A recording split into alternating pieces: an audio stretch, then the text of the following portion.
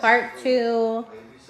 So our family vet told us to take her home, you know, try to heal her up, try to get her a little bit more rejuvenated. And he said, you know, take her home and give us medication, gave us easy food to give her, which we already had at home, but we used the ones that he recommended. And he said, you know, let's see if we can get her here in the morning. Well, she was doing, we got home, I want to say it was like around 7:30 after 7:38 after we left the vet. From 7:30, from the 2 hours from the ER to the vet, she declined. So by the time we left our family vet and got to her house, which was like a 30-minute drive, she was again lethargic, not feeling well.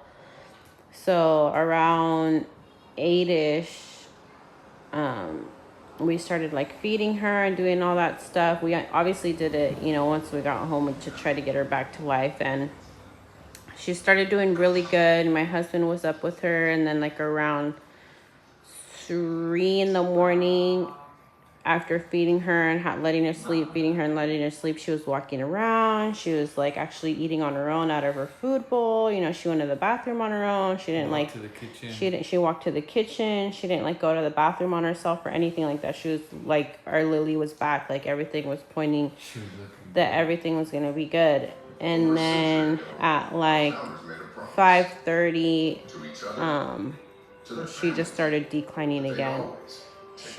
And mind you, from that time from 8 to about 3 in the morning, she had one seizure, which was completely out of the nowhere. She had a seizure, and after that seizure was when she like came back to life. It was like the weirdest thing, and she had never had seizures before. So from 5 in the morning, she had another seizure, but this seizure she was like crying. So it was so heartbreaking to see her crying. And then we were like debating to try to wait until 9 in the morning when our appointment was, but we were like, dude, we can't do this. We can't have her go through another seizure. So we rushed my daughter to my in-laws' house so she could stay with her, so she wouldn't have to see the whole seizure thing, because she was asleep when all that seizure thing happened. We left her at my in-laws' house. We rushed her back to the emergency room. Between here and the emergency room, she had like 5 more seizures on the way there. So it was just, she was like declining. We were the whole way there. So we rushed to the emergency room knowing that we were going to have to put her to sleep. And this past week has been really rough crying. But she's back home. There's nothing new.